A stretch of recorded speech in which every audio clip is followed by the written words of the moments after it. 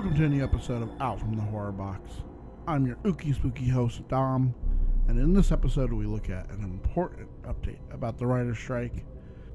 Miramax gives us news on the Halloween franchise, and films coming out in October. Usually we also take a look at some cryptids, ones that we haven't talked about before, but I think for now we're going to focus on the cryptids across the USA that we've seen so far, and just kind of go over the journey that we've had discovering them. Lastly, we end, as we always do, with some scary stories to frighten you. So let's get into it. This is the fucking news.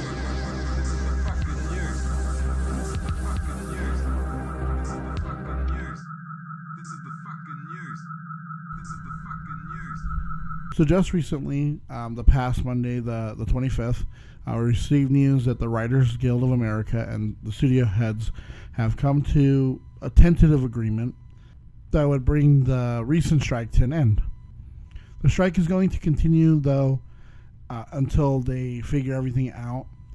The Writers Guild votes on the new contract, but hopefully this will bring the strike to an end. It's been 150 days since it started, and the people it has been affecting, deserve everything that they've been fighting for.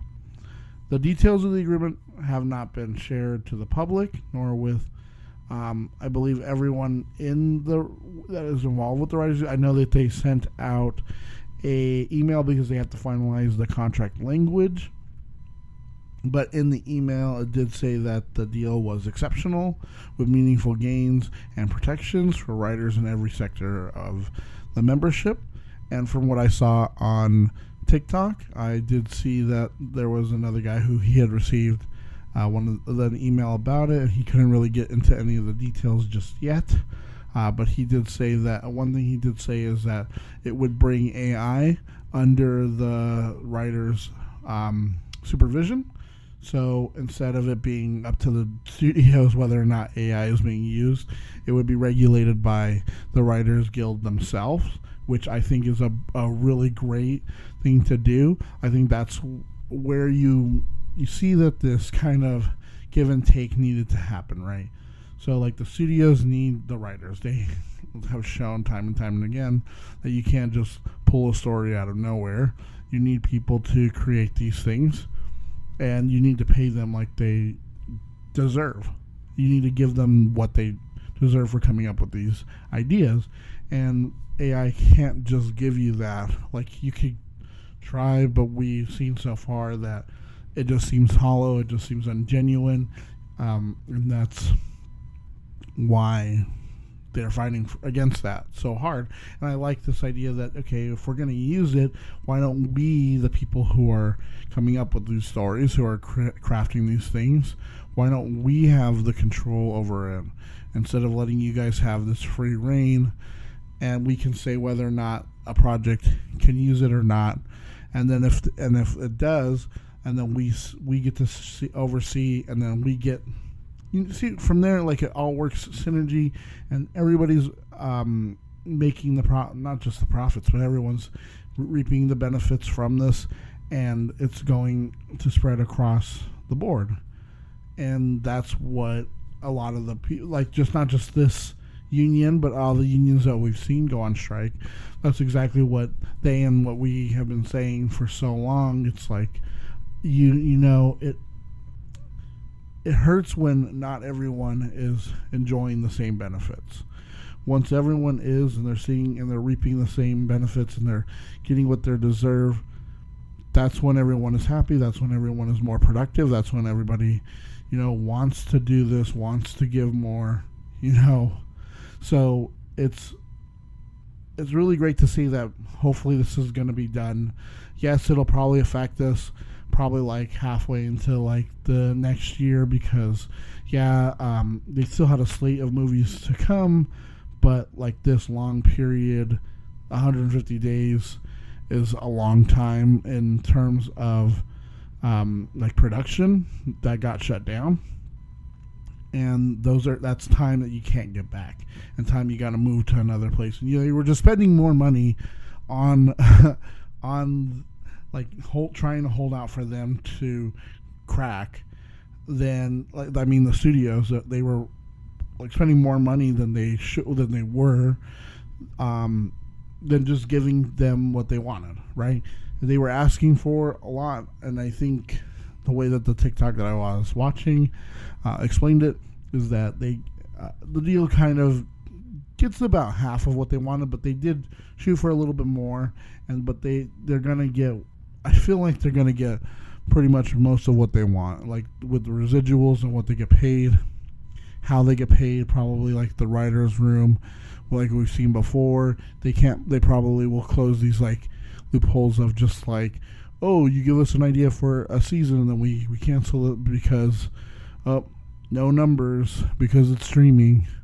So for now, we sit, wait, and hope the writers are given everything that they're, like I said, that they were asking for, and these greedy studio heads just finally say, you know what, you're right. You guys come up with a lot of these ideas. You should join in reaping the benefits. So Halloween, according to a report from Bloody Disgusting, Miramax has gotten the full rights back to the Halloween franchise and is actively looking to produce more films. Yes, so Universal and Blumhouse, we got a new trilogy of films, and they were meant to conclude the story of Michael Myers and Laurie Strode. But I feel like there are more stories you could tell in the Halloween universe, and Miramax is actively looking to get those rights somewhere else, some other studios, some other distributors, and there's currently a bidding war on who will produce the next films, or maybe even possibly a TV series. And speaking of TV series, there have been some rumors from Malika Cod that they'd like to produce a TV show based on the universe from Halloween 3 Season of the Witch. And they said that this would probably be through Peacock if it goes the way that they're looking to get things done. Halloween 3 is one of my favorite films from the franchise. I did a whole thing when I went through my reviews of the Halloween franchise, and I can't wait to get back to it. But this is one of my favorites, and honestly, I'd love to see a series that explores that universe. I don't know where else you'd go. Like, you kind of expand on like some of the magic, or maybe like why Stonehenge was the way it was, or like maybe you could even explore like the aspect of Samhain and maybe the masks a little bit more. Or you could do something like an anthology where each story, or maybe each season, kind of like a American Horror Story, like each season is like a new horror story, right? But A24 is currently kind of winning this bidding war to gain the rights to the Halloween franchise. We may see a more artistic film and than we've seen before. And one thing I could see happening is that we get like a Halloween 3 series and a continuation of the films with Michael Myers, so we get to have our cake and eat it too. Honestly, I'd love to see an exploration between the 5th and 6th films, or even an expansion of the Thorn trilogy. That would be great to see more of like that time and like what happened there. But even if you were to like make a sequel to the 4th film and that erases the 5th and 6th timeline, right? That'd be kind of cool. Maybe make a sequel to the 2nd film again. I don't know. It would be so cool. Like, there's so many possibilities. I just hope they don't do. There was a lot of between the time from the remake to getting it over to Blumhouse. There was a lot of like ridiculous and crazy, and even in the early days, like just sequel ideas that were just like over the top and ridiculous. And I feel like we could do something more with some of the characters. So maybe even like Dr. Loomis, explore a little bit more beyond that. Like I said, the Thorn trilogy, you could explore more like why the Thorn was and what it was about, and explore like what happened between them. Maybe Michael did some killing during that time. They didn't associate it with him, or like Tommy and Lindsay. There's some things that you could do there too. Honestly, this franchise is ripe for expanding upon, showing different aspects, seeing different things, going different places, and honestly, I love it. I wish we would get this for other properties.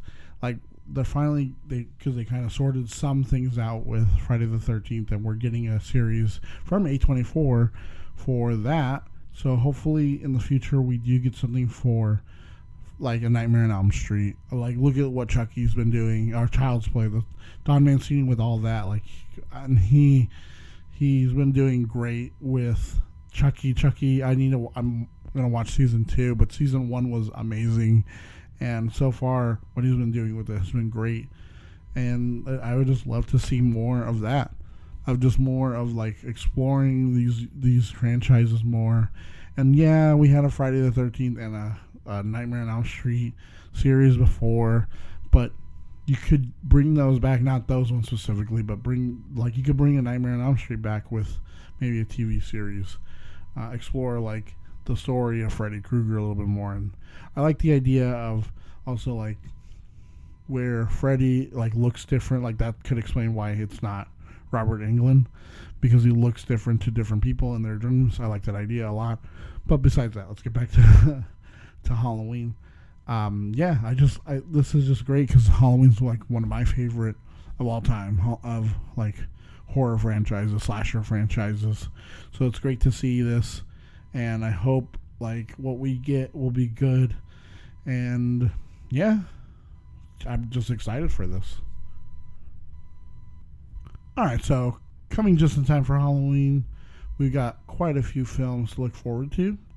So starting with one that actually just premiered this month, let's dive into No One Will Save You. I haven't seen it. It's on Hulu, but I hear great things about it. Stephen King was just recently ranting and raving about it online. That's what I saw. And from the trailer that I watched, I was like, this looks really good. It looks pretty scary. I like the idea of like the home invasion. I have my own like idea of like a home invasion involving like aliens, and it looks pretty good. Caitlin Deaver's in it, and she lives like isolated off by herself, and then like that's when I guess an invasion starts happening, and then we see like the outside world is getting affected by that, and they're still after her or something. I don't know. It looks great though. I want to see it, so it's on Hulu. Go check that out if you can. On October 3rd, we're going to have Mary Had a Little Lamb. It's going to be video on demand, VOD. So this is just in the same vein of like Winnie the Pooh and the Grinch that we've been getting. These kind of like public domain serial killers or slashers or horror films. So Mary Had a Little Lamb is just like the story of like, I guess, the little lamb coming back to kill. So I find that that's probably going to be like probably a ridiculous movie. I didn't watch the Winnie the Pooh, the Blood and Honey movie. I watched a review of it, and from what I saw, it was like ridiculous. It was like low budget. It was still like not good. Like the idea kind of sounds pretty good, and it starts off like they show like this animation. It starts off pretty good, but it just kind of falls apart because it's like, what? It's just ridiculous and over the top. But I mean, that's sometimes people just want that in their horror films. They just want to be entertained, and they want to just shut off their brains for the ridiculous. So, anyways, coming on the 5th of October. We get the release of The Boogeyman, and that'll be on Hulu, as well as probably physical media. The Boogeyman was great. I liked it. I thought it was a pretty good film. I have a review of it. I know there's some people who didn't really like it. They thought it was kind of slow and boring. I liked it a lot. I thought it was pretty good. It's based off of a Stephen King story, short story, that one that I had wanted to adapt myself. Honestly, I thought for being just like an hour and a half, or like I don't even think it was 2 hours, for like just a straight like ooze, guys haunted by the boogeyman, and the boogeyman's real, and it's affecting these people. Honestly, I really like that idea. I like the way that they shot it. I like the design of the creature. I love the actors were great in it. From beginning to end, it was pretty good. So if you haven't seen it though, check it out. Hulu, it'll be on there. Then with the 6th of October, we get a couple of things. In theaters will be Exorcist Believer. That's from David Gordon Green, who did the newest trilogy of Halloween. I know there's a lot of people who don't like that trilogy, and they're like turned off by Exorcist Believer. I'm still a little skeptical because from what I've seen, it just, I don't know, doesn't really do anything for me. I'll probably end up seeing it. It's the next in like the Exorcist continuation. So I mean, they already announced that there's going to be 3. It's going to be part of a trilogy. They already announced the title of the next one. I forgot what it was. Maybe it will be good. I don't know. I'll give it a try though. Also, we got premiering on Paramount Plus, Pet Sematary Bloodlines, which is going to be a prequel. I talked about it on another episode. That's good. From what I've seen, I've just seen a couple of stills. It looks okay. It might be pretty good though, but I mean, it's going to be on Paramount Plus. Everything I've seen from Paramount Plus so far has been pretty okay. So maybe it'll be good, but I mean, it's a prequel to a series that like only has like 2 films and a remake, and it's already like, you're just gonna tell like the story of like what the what's his name, Judd, the guy from across the street, like what he went through, like maybe when he brought his, I think, didn't he try bringing his wife back, I think, in the original story? I don't know. I haven't seen that movie in a while, and I only got like halfway through the book. But that could be interesting. I don't know. I might wait on that one. There's also Totally Killer, which is got Kiernan Shipka and what's her name, Julie Bowen, and they did this. Blumhouse did this whole thing of like, oh, let's show off all of the killers we've got, and then like, oh, introducing the new killer. I forgot what his name is. But he's got like a smile, like blonde hair, smile, whatever. Totally Killer. It's gonna be on Prime. I guess she goes back in time to try and stop the killer from killing her mom's friends, but it's probably gonna cause them to kill them or something. I bet. I don't know, but I mean, it could be pretty fun. I'm gonna watch it. I want to see what they got, and it's on Prime, so which means it'll be free to watch. So. Hey, I don't know how to pay to watch that. Next up, coming on the 12th, we got some more. On Netflix, we've got The Fall of the House of Usher, and that's from Mike Flanagan.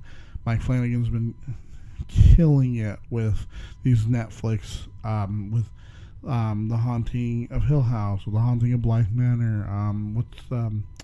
Oh God, I'm blanking on the one he just did.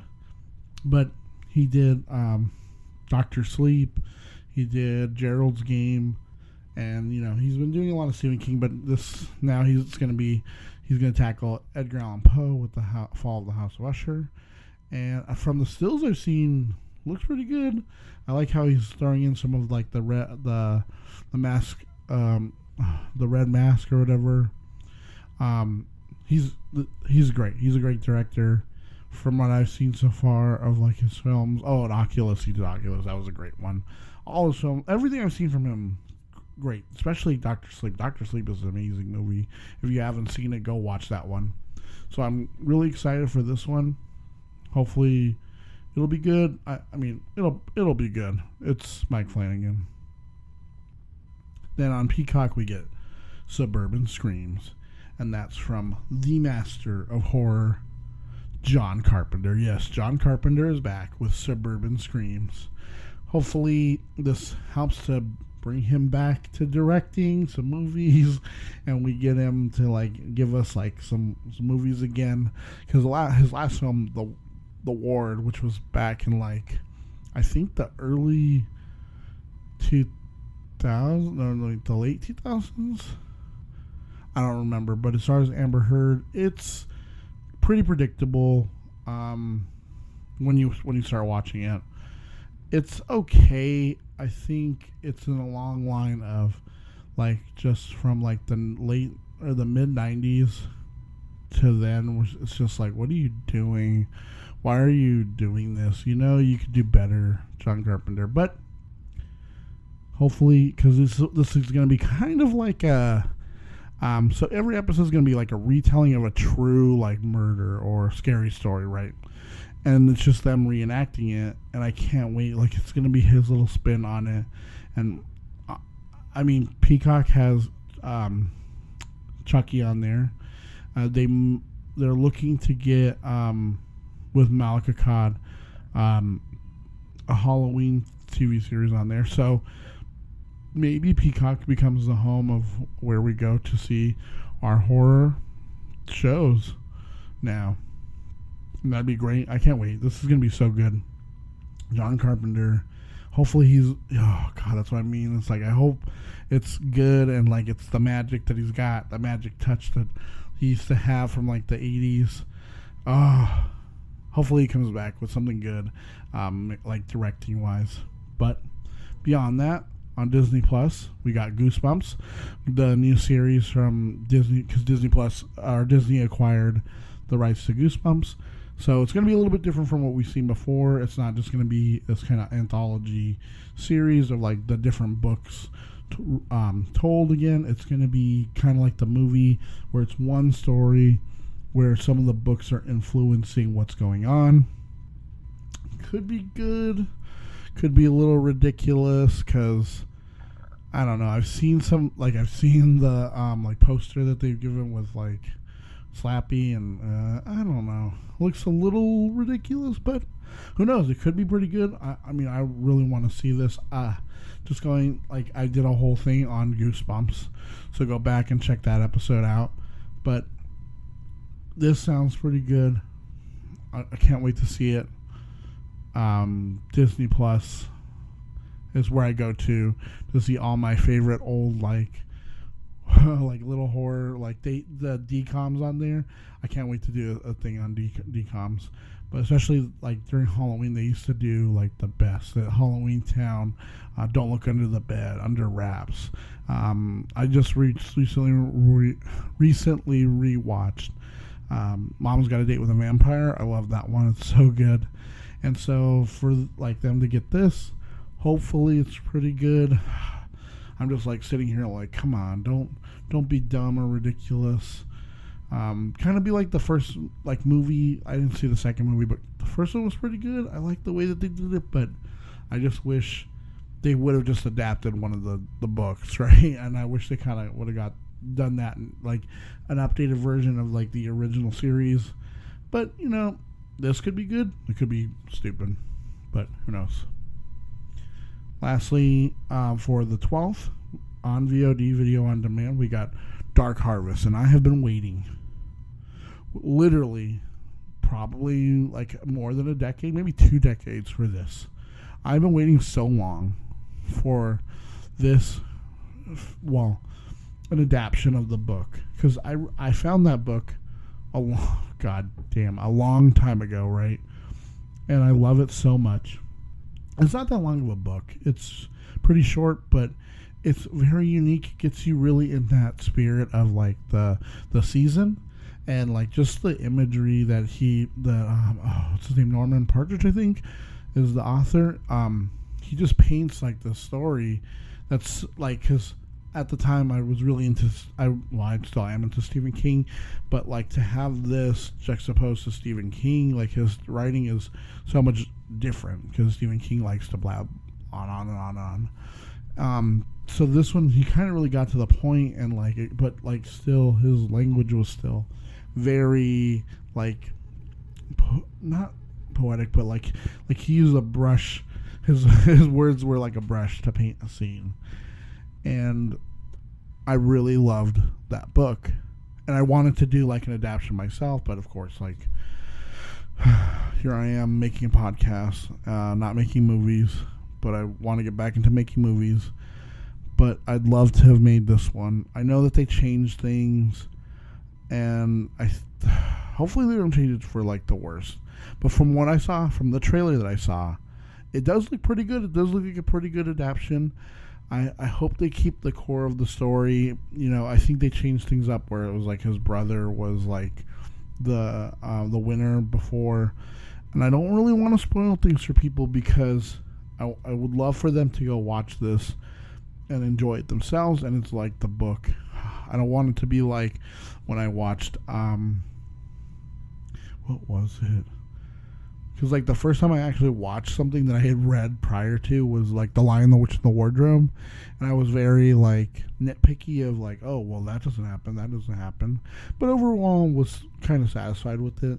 It was more like when I went and watched, I know, The Fault in Our Stars.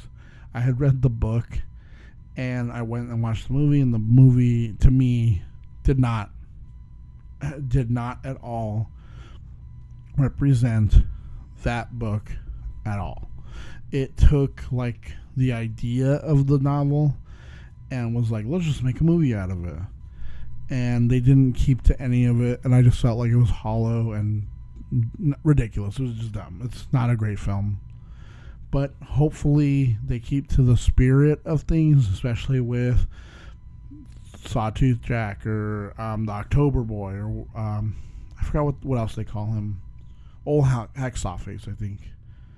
So if they keep to that, and they keep to like the things like with the church, and with him and his friend and his sister, and the things with like the cop, then things will probably be pretty good in the film. But if they just start to deviate from like things, especially some of the lore that he gets into, if they start changing that, that's when I might be like, okay, this is a little ridiculous. I don't know why you did that. So can't wait for that. Then towards the end of the month, on the 27th, we get what everyone's been waiting for.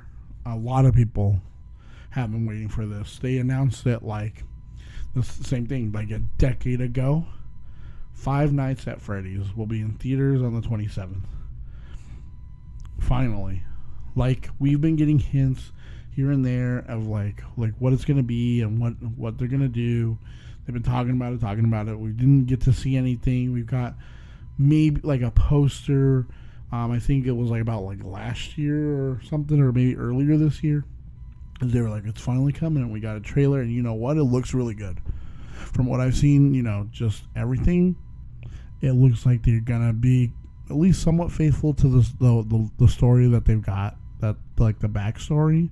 I think it's gonna explore like the ghost kids a little bit more. The man in purple, the purple man. I forgot what his name is. He's like the guy who like created the animatronics, I think. It's a whole thing. Like, you gotta go on, if you go on YouTube, there's like people who literally like make theory videos, and like people who make videos about like the lore. It's crazy ridiculous.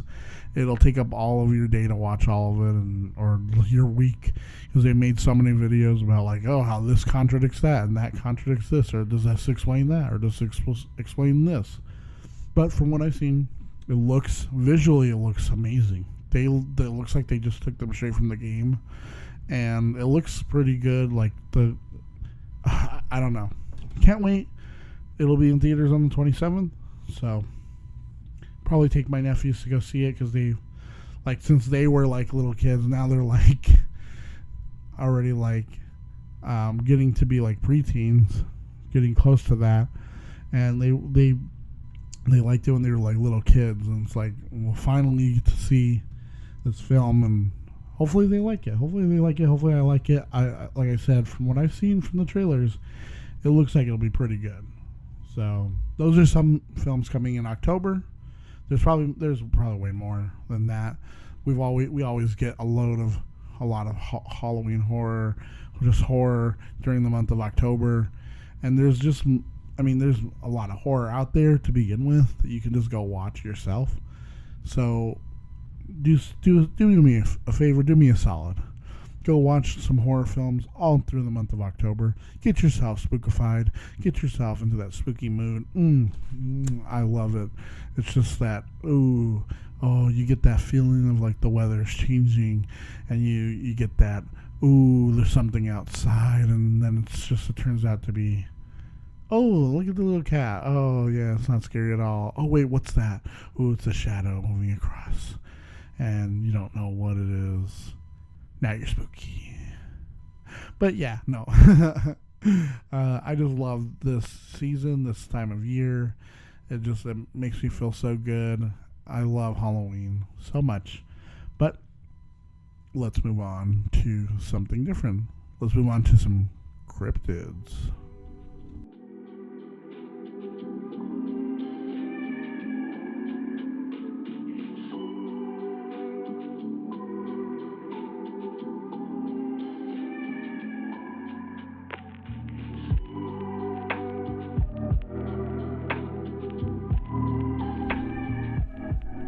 There are so many strange things out there.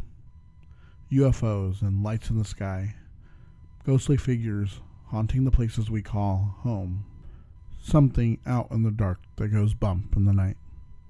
What has always intrigued me is that cryptids are seen all over the world. They have been a part of folklore, a local legend, and even the stories we tell ourselves to stay calm when we hear something just past the light. Are these undiscovered animals? Extraterrestrials? Interdimensional beings? Only time will tell what will be discovered. In this continuation of our series on cryptids across the U.S., we take a stop on our journey to look over the cryptids we talked about in the past. We've talked about so many that I thought a quick catch-up was in order, so relax as we talk about cryptids. Let me go over which cryptids we've talked about so far. We've talked about Sasquatch, the Fresno Nightcrawlers, Mogollon Monster, the Red Ghost, the Beast of Bray Road, Mothman, Champ, Loveland Frogman, Kelly Hopkinsville Goblins, the Ozark Howler, the Jersey Devil, the Dover Demon, the Flatwoods Monster, Skunk Ape, Enfield Horror, the Poplick Goatman, the Hodag, the Van Meter Visitor, Bat Squatch, and the Chupacabra. With these many different cryptids, we've gone all across America, from the Pacific Northwest down to the Sonoran Desert, into the island of Puerto Rico, up to New York, all across the Appalachians, into the Ozarks, all into the Midwest. These things pop up, these things come out, and these things are there. And for those of you who don't know, cryptids come from cryptozoology, the study of hidden animals, which is a branch of pseudoscience that most mainstream scientists don't agree with. I, however, have always been fascinated by the unknown creatures that many, many people have claimed to see. I have a book by Lauren Coleman, a self-described cryptozoologist, on cryptozoology, and I love that book. I used to watch History's Mysteries on the old History Channel, as well as other shows like that, like Unsolved Mysteries and stuff. And all this has fueled my consumption and exploration of stories of the strange, weird, and unknown. Some of these cryptids, like the Hodag, are for sure made up creatures, as they were fully revealed to the populace that the whole story was constructed. Others are harder to say that they are not out there, especially if they are extraterrestrial in nature, like the Fresno Nightcrawlers or the Van Meter Visitor. In those latter examples, we have tried to recreate what is shown in the footage to no avail, and most everyone involved with the story of the Van Meter Visitor was someone of standing in the community. I think with some of these there is a kernel of truth, because we do find some evidence from some of these entities. We have footprints, hairs, photos, and videos, but that's still not enough to prove and shift them into the category of zoology. I want to believe, but I try to keep a skeptical mind when presented with a story. What I look for is the circumstance and if there is any evidence at all. Some of these incidents, like Sasquatch and the Kelly Hopkinsville goblins, are so compelling because the people involved have consistently told the same story from when the incident took place and even later. Other cryptids are more likely just legends or cautionary tales.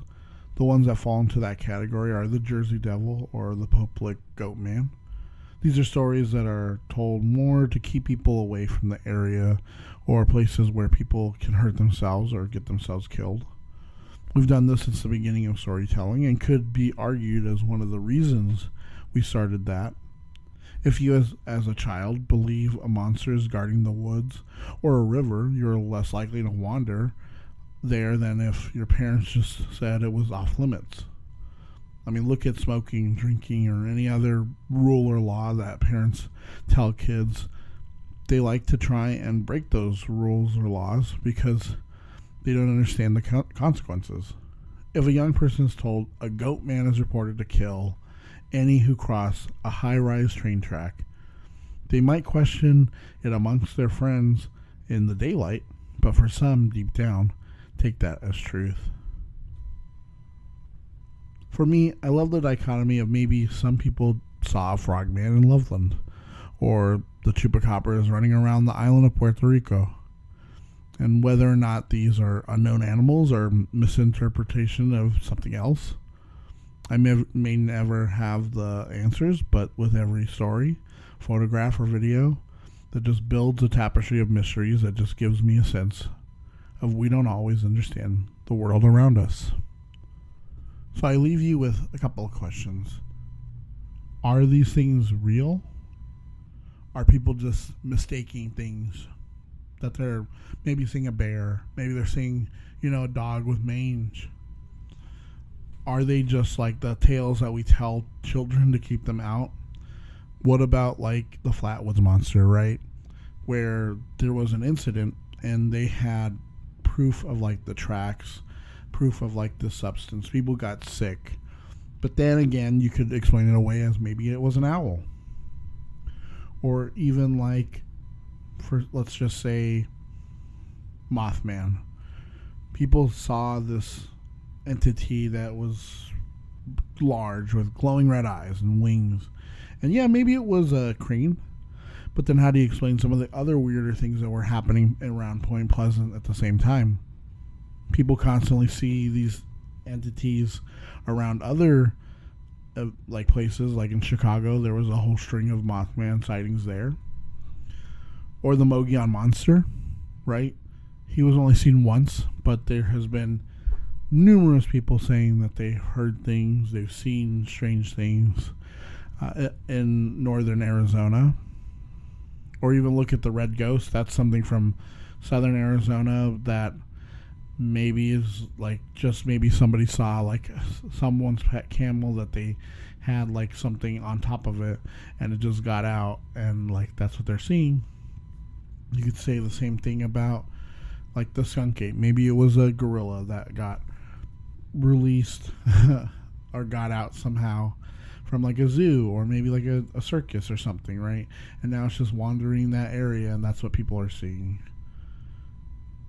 You just never know, right? That's why people like me are attracted to these things, because we hear these stories like the Dover demon, right?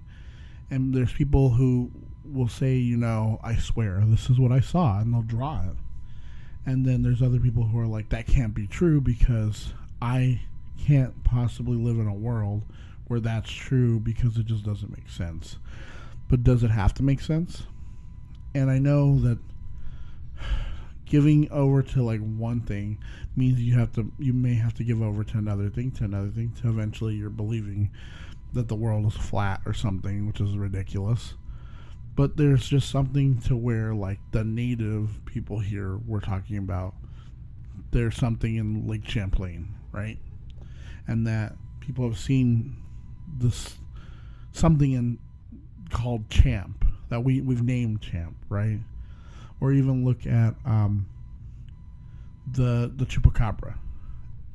After the initial stories in Puerto Rico, we started seeing them in like Mexico and Texas, in the whole southwest of America, and it's just popping up. But there's also so many other cryptids and these entities that just pop up that, like, maybe it's not an animal, maybe it's something more interdimensional, right?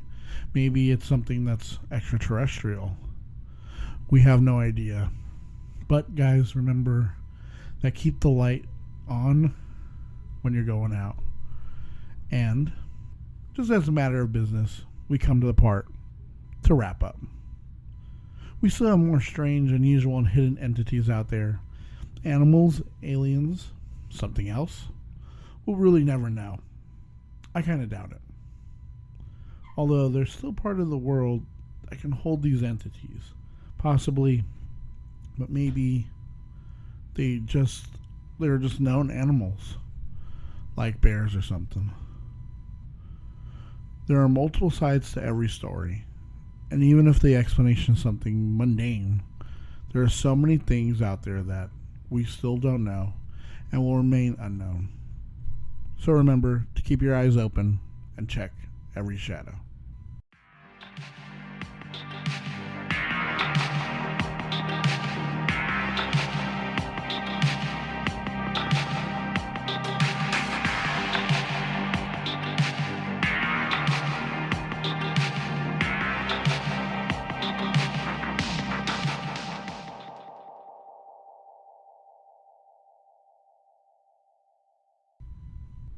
Now we get into 5 stories to get you in that spooky mood.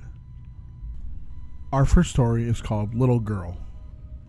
Okay, this happened about 4 years ago, and I still can't explain it myself. It happened on a summer night, and I was in my room chatting with my girlfriend via Skype. For context, I live at on the second floor. My parents' apartment has 3 rooms. My dad was sleeping in my parents' room. My room is on the right next to the main door. My mom was out with her friends for a night walk. At some point, I needed to take a pee, and I told my girlfriend to hang on a minute. I'll be right back. So there I was, going to the bathroom when I heard footsteps coming from the main door. The sounds someone make when they are going up the stairs. I figure it might be my mom, and I checked through the hole in the door. I don't know how it's called in English, but you get the point. Apparently this person's first language isn't English. When I looked, I saw a little girl, seemed about 10 years old, standing still on the stairs looking at me. The image was not clear because it was dark, which is hard to explain since the stairs have motion detection lights, so lights should have been on. I was able to see the girl still because of the lights coming through the window from outside the block, but it was dark still. I looked at the girl for 2 seconds, which seemed like 5 minutes, and I ran back to my room and told my girlfriend about it. She told me I looked like I saw a ghost, and I was really terrified. I did not want to pee that night, not until my dad woke up, and he went too. Another thing that's hard to explain is that on my block, there are no teen girls. Why would a random girl that does not live there just stand there on the stairway in complete darkness? Again, I was able to see her because of the light outside the block that was coming from the windows from the stairways. And here comes the creepiest part. In the apartment next to ours lived an old lady. She had only one daughter that never visited her, no grandkids. She was very close to her family, and she always gave us pies and these kind of attention. Only to find out the day after I saw that supposed little girl, this old lady was dead for 3 days already. I immediately made a correlation, thinking maybe the little girl was the old lady trying to send a message or something. This also confirms that it was not my mind playing games, since I didn't know the old lady was dead when the event happened. Sorry for my lack of vocabulary and the poor narrative skills. I hope the story was easy to follow. I think whatever it was might have been the old lady that died 3 days before. I mean, yeah, besides like the grammatic errors, whatever, who cares? I mean, that still was pretty spooky. Like, yeah, you see like this little girl just standing there as you're trying to go pee, and you're like, what the hell? Why are they just standing there? and then you come to realize that and find out that someone your neighbor, is dead the whole time. Maybe it was her trying to reach out. Maybe, yeah, she came back looking like her younger self, trying to get your attention to be like, hey, go find my body or something, you know what I mean? Something crazy like that. It is still kind of, I don't know. I would be I would be scared if I was like going to get something like out in my living room and I saw like a figure just standing there looking at me. I would be so scared. I'd be like, nope, and I just go back to my room. Yeah, that's kind of creepy. Our next story is called Exorcism. I have a really religious family. There was a time when one of my mom's friends, which could be more an extremist, would have a really hard period of time where she and her daughter needed an exorcism due to something really complicated. The thing is, I used to accompany them for mostly every session they had of their exorcisms. One time, where there was like multiple exorcisms going on for multiple people, the father, who was the one choosing who was going to receive the treatment, only people that actually need it, would pass in front of me over and over again, never choosing me. I was somewhat scared he would choose me, but it never happened. At the end of the whole thing, the father looked me straight into my eyes, concerned, came up to me and said, "Oh, I missed you. Well, you'll be the first one for our next session. For the moment, I will give you a little blessing." When I tell you I was scared, people made a line behind me for the last part of the session, which was a blessing ritual for every individual who wanted to receive it. I was so scared.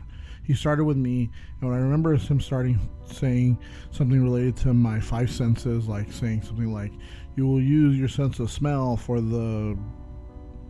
you will use your sense of touch and like with each of the five senses they were instructing for me to do. I don't remember any of them. I just remember telling myself, I will really try to do it. It will be difficult, but I will try.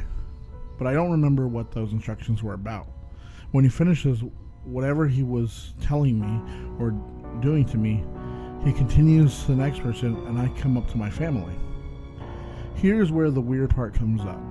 For me, the little ritual he did on me was extremely normal, like nothing compares to what I've seen before related to the religious thing.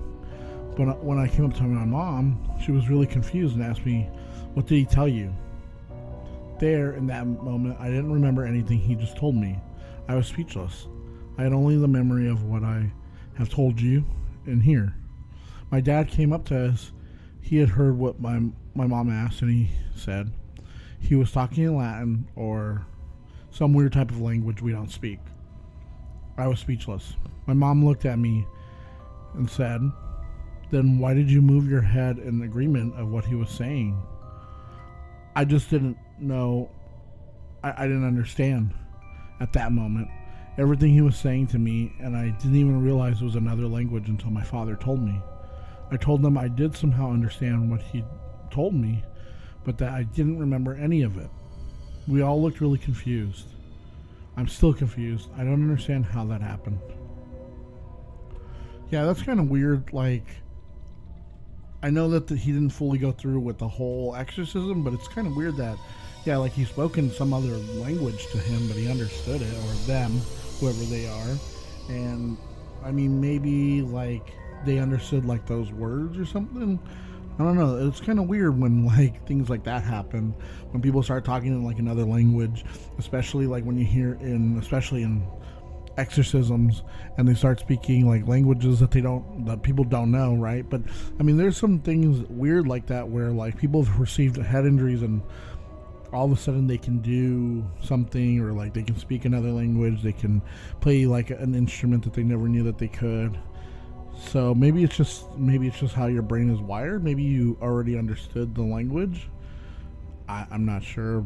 It sounds to me like maybe what could happen is like there was something attached to you that understood it, and it understood what he was saying, and like that's how, and he like got it to leave. But then at that point, like, do I really believe in like the religion and that they're able to get rid of it and all that? Whatever, right?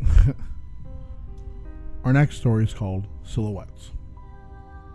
Once when I was 7 or 8, I woke up feeling thirsty like I did often. I went towards the kitchen, but I noticed a red dot from a toaster that wasn't there as usual, and in its place there was a silhouette of my grandpa. I called to him, no response, which makes me nervous, and I slowly back up towards the bathroom containing a nightlight. I call out to him once or twice more, walking backwards as he moves forwards. I notice the silhouette of my brother behind him, and I call their names out to both of them, to no response. At this point, I'm practically petrified inside, filled to the brim with fear. As the deer freezes while watching an oncoming car speed towards it, I stand silently in the doorway of the bathroom, as I watch the silhouettes of my grandpa and my brother enter my mom's room. After a brief moment, I muster up the courage to walk into her room and wake her up, while maintaining a watchful eye for the unknown entities. As I look around upon entering her room, I see nothing but the gentle moonlight bouncing off the objects. The entities are nowhere to be seen. I wake up my mom and tell her what happened. I get a drink of water from the bathroom. No way in hell would I try to go to the kitchen again, and I promptly go to bed. While this memory is rather foggy nowadays, I know without a doubt that it's not one of those fake memories one may have when one is told a story of themselves. I also generally have been known for having very good memory. I've never had any other experiences that could possibly be correlated to schizophrenia. So I can guarantee that whatever the fuck I saw that night was real. Yeah, that would be so scary to wake up and you're gonna go get a drink of water, and like I said, like with the little girl, like just to see like any kind of shape, and then it starts moving towards you, like, and it kind of looks like someone you know, and if it like I don't even want to deal with that, right? And like just to see them coming towards me, I'll be like, nope. Peace out. I'm going back to my room. I'm not dealing with this. Mom, you can deal with it. Yeah, like that to me, that is like so scary. Like and then like the fact that like they moved, right? Like they're moving towards you. And then they move and they go into the room, like your mom's room. And then he doesn't really describe like if they just passed through like the door or opened the door, but I assume when he says like, oh, they went into her room, maybe her door was open or something. I don't know. To me, that just sounds so creepy. I would hate to see something like that in the middle of the night. The next story is called Family's House. My family's house had several weird things happen in it. When we first moved in, something piled up a bunch of books against my parents' bedroom door from the inside. One time I came home and fell asleep on the couch in the living room. I'm a very light sleeper, and I was awoken when I heard someone come in. I saw their shadow in the living room, and I assumed it was one of my sisters, but they never came into the room. Eventually I got up and no one was there. The door was locked. We had a pair of keys go missing for several weeks and then just show up on the kitchen counter in plain view. My mom once found a key to the barn on the steps. We've had several occasions where the back door has become unlocked after someone remembered locking it. My parents' house was built in the late 1880s, and two spinster sisters lived there their entire lives.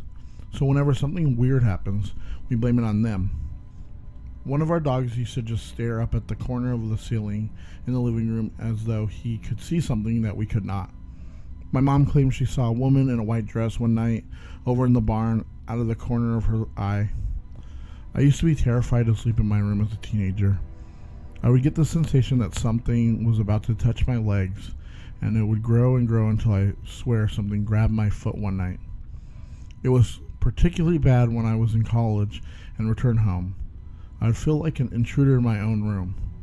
My girlfriend came with me one time, and the Led Zeppelin poster behind my bed fell over onto her in the middle of the night. which I don't consider very supernatural since it had been there for 5 years and the adhesive was probably weak. But she was a little scared by it since I told her stories about the house. One of the weirdest stories was that my dad was asleep one time, having a particularly vivid nightmare about driving out of control on a mountainside highway. My mother was awakened next to him, and she heard a loud thump as though something heavy hit the roof. My dad was jolted awake as though whatever had hit the roof had prompted the end of his dream.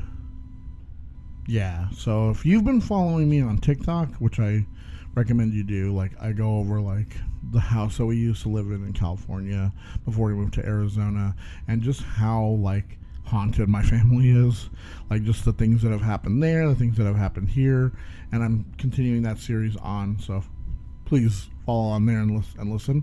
But like, yeah, like these things can follow you too, so I would be aware wherever you move to. But yeah, like things have happened to me like this before and my family, so this isn't new. And yeah, it's just like this feeling of like not like of like being weird, like just this weird feeling in your house. That's happened here multiple times. There's a lot of times where people are like, your house kind of feels like split, like because if you're over on one side, it feels like the other part is like way on the other side of like the house, but it's just right there. And then when you're on the other side, it feels like that other part is just like way down further than it should be, and you just get a feeling like, oh, someone's over there, someone's waiting. And there's just things that we've heard and stuff, and yeah, I feel like this is kind of the same thing. But our house, I don't think it was from like the 1800s, and although you never know what could have happened here, could be there. But yeah, that sounds crazy. That sounds kind of creepy with the dog, like staring at the ceiling. Like, what is he looking at? Did somebody kill themselves and they like hung themselves there? Crazy. And the fact that they have like a barn too, like what? And the mom saw like a woman in a white dress out there one night. Like, what happened in the barn? Right? Yeah, creepy. And now for our last story, on all fours. This probably isn't as scary as most of the replies here. That was on the Reddit. But when I was about 8 or 9, I started seeing these almost humanoid shadows, but on all fours. I remember it starting due to some scary story a friend told me. As I grew up, I always chalked it up to me being a naive kid that believed a stupid story. But when I moved into my current house 5 years ago, a few months after we moved in, I started to have nightmares, most of which ended up with me being able to see nothing but black and feeling a heavy weight on my chest, like someone sat on it. This was the most frequent nightmare out there of them all. And one time, after I woke up, it was about 6:30 a.m., and I opened my door to get a glass of water, and on the stairs, I saw the same shadow creature. All I could properly make out of it was its long legs and arms. It was still on all fours, and I could sort of make out the shape of a head, but no face. The shadow stayed there for about 4 to 5 seconds before it just seemed to evaporate. I don't really have the word to describe it. Now, I've always been a skeptical person, so I just thought it was my brain still calming from the nightmare. I kept seeing the creature on the stairs every few days, with it slowly inching closer up the stairs. Then it got to my 12th birthday party, and me and a couple of friends played that Charlie game. We asked the general questions until I think I asked something like, "Are you here to harm us?" In all honesty, I just trying to make people scared. Anyways, it spun onto yes, and my friend freaked out and just shut the game down. Now, I literally know nothing about ghosts, and I really don't believe that game. But I'm not sure if us not saying goodbye to the ghost led to the following event. Me and my friend were laying in the living room, just speaking, when the door just slammed shut with a lot of force. After the initial shock, I went and checked the windows, all of which were just shut. And as I went to check downstairs, the same shadow creature was there, but only for a split second, then it was gone again. Turns out the kitchen window was open, but the draft wasn't nearly strong enough to shut the door, especially with as much force that it's shut with. I'm not saying that the game had anything to do with the shadow creature, just that they happened at the same time. At the time of writing, I'm 16, and this appearance of the shadow creature still happens. Still no clue about what it is, and still no clue how the door slammed by itself. Like I said, I'm a skeptic, so I really don't want to believe in things like ghosts, but man, it's starting to become convincing. Yeah, dude, as soon as you're 18, I would try and get out of there, even with all like the economic problems that are going on where it's hard to find a place to live. But if you're able to get into college and like move out, yeah, but these things can, like I said, they can follow you, but this just sounds like something's after you. Something's attached to you, dude. Like, especially those all four, like on all fours. That's creepy, dude. Like, I don't know what you're doing or why, like what happened that like it's attached itself to you, but I'd honestly try and like remedy that some way. I mean, I don't know if you're religious or not, but I'm not really religious, and I try to be skeptical as much as I can, but if you're saying that this thing keeps following you and keeps there's something wrong with you, something wrong with around you, some energy or something, and that's just creepy. I would, if I, like, again, it's the same thing. It's like if I saw something like that, I would freak out. I would flip out. I would scream. I don't know, like, go back to my room. Like, I would not want to see that just waiting for me on the stairs every night. It's so creepy. God, like that story to me, like he starts off with like, oh, this isn't as scary as like any of the other stories around here, but this one to me is pretty scary. Like, think about it, like you're a little kid and you keep seeing this thing on all fours, like inching its way ever so slightly towards you every time you see it. Creepy as fuck.